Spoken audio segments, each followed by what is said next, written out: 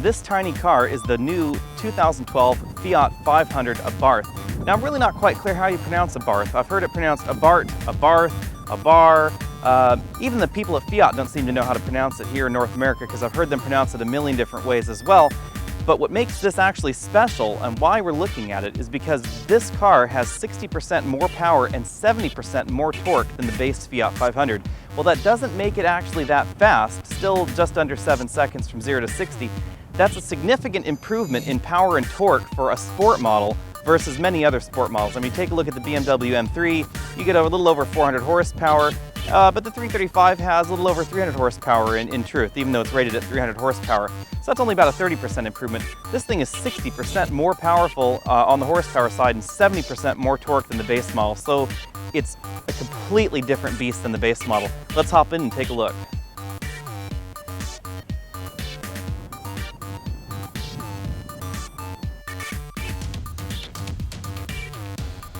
Now, there have been significant changes to make the Abarth model a bit sportier, and those include these tires. Our car has, of course, the optional upgraded summer tires, which are 17-inch 205 width tires, and those do add about $1,000 to the price of the Fiat, which is a 5% increase, but they are pretty damn sticky. We also have these red mirror covers, again, an option in this particular car, as well as red Abarth striping on the side of the car. We get the requisite enormous brake upgrade, painted red, of course. And of course, Fiat puts a Scorpion logo pretty much everywhere, including this all-new 1.4-liter turbo engine that's shoehorned under the hood of the Fiat 500.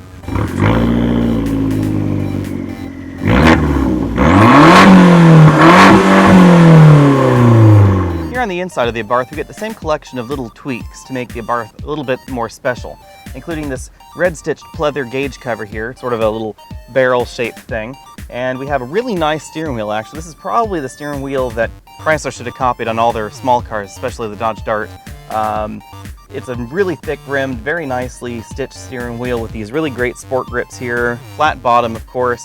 Nice airbag cover, actually. This is one of the nicer airbag covers I've seen on a compact car.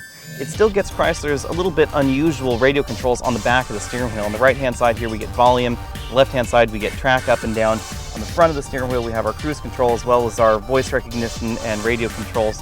Interesting thing about this particular car, though, is that you also use these phone controls, the voice recognition button and the back button, and these track up and down buttons on the back side of the left side of the steering wheel to control the trip computer in the center of the speedometer, as well as this little TomTom unit here. So instead of actually giving the Fiat 500 a true navigation system for 2012, what they've really done is they've just taken a TomTom navigation system. As you can see, this is just a regular old TomTom Bluetooth equipped nav system.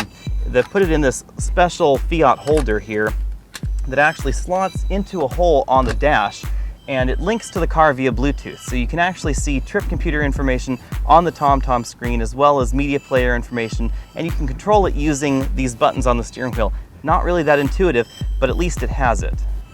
Now, on the inside of this particular car, we have this red leather here, as you can see, and that's also on these sport seats, which we'll take a look at in a bit. We get this plastic dash here. This does look like it might scratch a little bit easily. It's sort of a glossy black that matches the exterior of our particular car. And of course, a 6-speed manual transmission, because the Abarths are only available with a manual transmission. So again, our tester was equipped with these red leather seats. And these seats are very nicely bolstered. Both the seat bottom as well as the seat side have these fairly large bolsters on them. The only problem is the seats are not terribly adjustable. While the driver's seat is adjustable for height, there really isn't much lumbar support to speak of, and what is there is not adjustable, although we do get a little armrest here, which is a little bit nicer than the base Fiat 500, but the seats aren't as comfortable as I would like. After about a week, my back was really hurting pretty nicely, and I'm, in my 30s, so if you're older, this is probably not the car for you, although I'm sure that young people probably won't care. Now, we're overexposed so you can see the cargo area here. It's really not bad for a car this size. Again, this is decently smaller than a Mini, except that in all models with the premium sound system, and all Fiat 500 Abarths are equipped that way, we do have this Bose amplifier here in the corner of the trunk, and that does occupy some room. But as you can see, this is the largest bag you can carry on a domestic flight in the US, and you can actually fit it in the trunk if you try. You can't fit it this way, of course. It has to be laying down. But you could fit about 2 in the trunk. We were able to fit $300 worth of groceries in this car, so you could do most grocery shopping that Americans would see normally with the seats up. With the seats folded, and as you can see, you can't actually fold them flat if you have taller drivers up front. But with them folded flat, you can fit a decent amount more cargo. But we're gonna adjust them in their full upright and locked position so we can see how well a journalist fits in the trunk. We have this convenient little pull handle that's kind of nice. Ooh. And as you can see, we can't actually fit in the trunk, so we'll probably have to give this car about a 2 out of 10 because one body won't actually fit maybe toddlers. Now supposedly in 4-seat vehicles, rear seat comfort is an issue, so let's take a look and see exactly how those rear seats work out.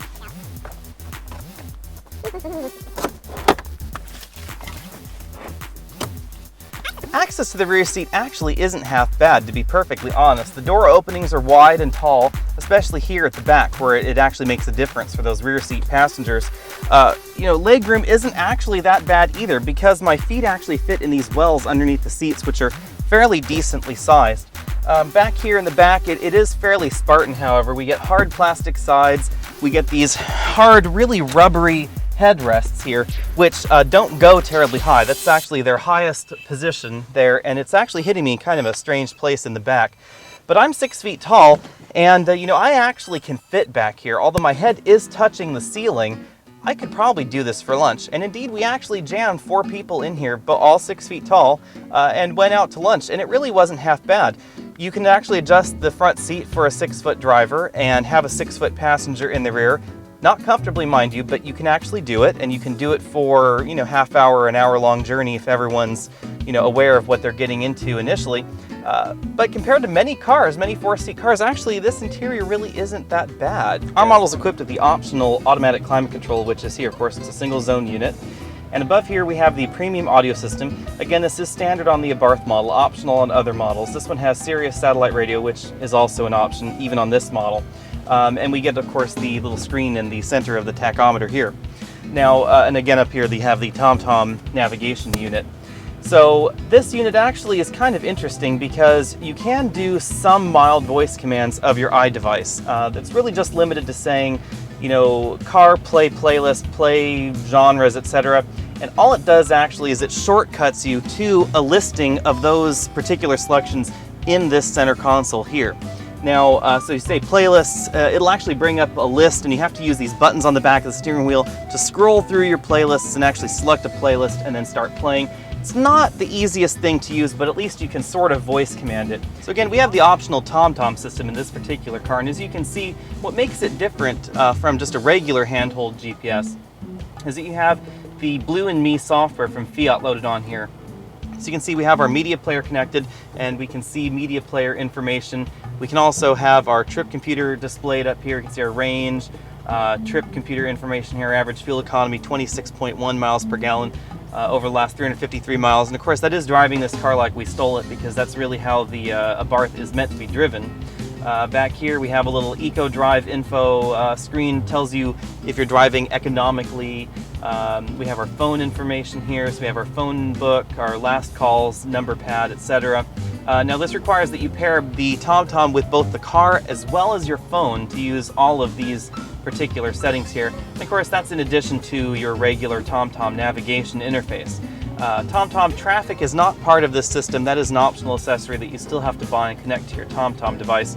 Although it is interesting, with the Blue and Me system, you can again control this TomTom with the buttons on the steering wheel, which is kind of an interesting feature. Now, out on the road, the Abarth is quite obviously more powerful than the base Fiat 500, and that makes it considerably more fun on these windy mountain roads in California. This thing is actually just such a blast to drive. Now, mind you, the suspension is really, for my tastes, way too harsh in the city. I mean, the suspension is very stiff. You know, these 17-inch optional wheels and tires on this particular Abarth model really make the suspension somewhat crashy. However, it doesn't really get unsettled, which is kind of nice. Many of these small, cheap cars that have stiff suspensions get very unsettled over broken pavement, and at least the Fiat 500 Abarth doesn't do that. It'll just knock your teeth out and bruise your kidneys in the process, but it doesn't actually seem like it's getting unglued. The sheer amount of grip in this thing is just absolutely incredible. This is probably out on the road, in my mind, the equivalent of a front-wheel drive Mazda Miata. Excellent lightweight vehicle, just under 25,000 pounds or so. If you remove some of the more essential items, you can get it under 2,500 pounds. So if you're going to go and autocross your Fiat 500 Abarth, perfectly possible. This 5-speed manual transmission, the ratios are fairly decent with this engine, although what is interesting about this, though, in the Abarth, is that unlike most turbo engines, the power really comes on fairly evenly across the RPM range. My only major complaint about this transmission, and it really has very little to do with the sporting characteristics of the Abarth, is I wish it had a 6th gear, because when you're on the freeway and you're doing 75, 80 miles an hour, the engine's really revving fairly high, and there's no reason for this engine to be going 3,000 to 4,000 RPM when you're on the highway because of the low-end torque of this turbo. And of course that multi-air really helps the low-end torque as well on this engine. So even though the 0 to 60 is just under 7 seconds, which isn't really that quick, it is quite a lot of fun on these windy mountain roads. And the clutch feel and the transmission, it just is a great combo in this particular car. Now, I have to say that personally for me, I think that the exhaust note and the less than comfortable seats would be sort of a deal breaker, to be perfectly honest. However, since the car's only $22,000 starting price, our version here is about $25,000 because of all the various things that have been added to this car. It's still a fairly inexpensive vehicle for something that handles this well. So you could probably spend some money improving the seats and quieting down the exhaust note if you wanted to. Of course, our Facebook fans told me that I was absolutely insane and that the exhaust note was sheer perfection. So your mileage may, of course, vary. Thankfully, Fiat didn't leave out the brakes in this package. The brakes are fairly good. Again, this car doesn't weigh very much, so it's really not surprising that the brakes are fairly good. Even on these windy mountain roads and long downhill stretches, the brakes really have no problem keeping up with the vehicle, which is good because an engine this small doesn't really provide that much engine braking. Well, the handling, braking, clutch, and shifter feel are pretty close to perfection in this Abarth. The steering is the one area that really lets it down, in my opinion. And that's really not Fiat's problem, per se. It's just the way the industry's going. This car is, of course, equipped with electric power steering, and so it's just about as numb as every BMW you can find these days, and everything else on the market. But if you put it in sport mode, it firms up the steering, reduces the assist. And in my mind, all that really does is makes my arms tired on long mountain journeys. And I commute on Highway 35 in California quite frequently, and it's very, very windy, mountainous road. And while I do love pushing the Abarth on this road, within legal limits, of course, sport mode really makes my arms tired, and it doesn't really bring too much else to the party. Well, the stability control has several modes via this little button here on the dash. It still retains the supposed electronic limited slip differential. Really not a substitute for a limited slip. Supposedly it reduces complexity, reduces cost, blah, blah, blah, blah, blah. What it really just attempts to do is brake the spinning wheel, allowing power to go to the other wheel in the front without limiting power. So really it's just traction control improved despite all the marketing jargon. If you're looking for a hot compact hatch, the Fiat 500 really should be on your short list. This is a blast to drive. I find it considerably better looking than the latest JCW Mini Coupe. And I'm not talking about the Coupe, I'm talking about the Coupe with its backward baseball cap. I think that looks a little silly. The Fiat 500 is definitely a little bit nicer than that. The back seats are actually fairly usable. We don't have too much trunk room, but there's sufficient room back there for a trip for two away, and you can jam a kid back there in a pinch.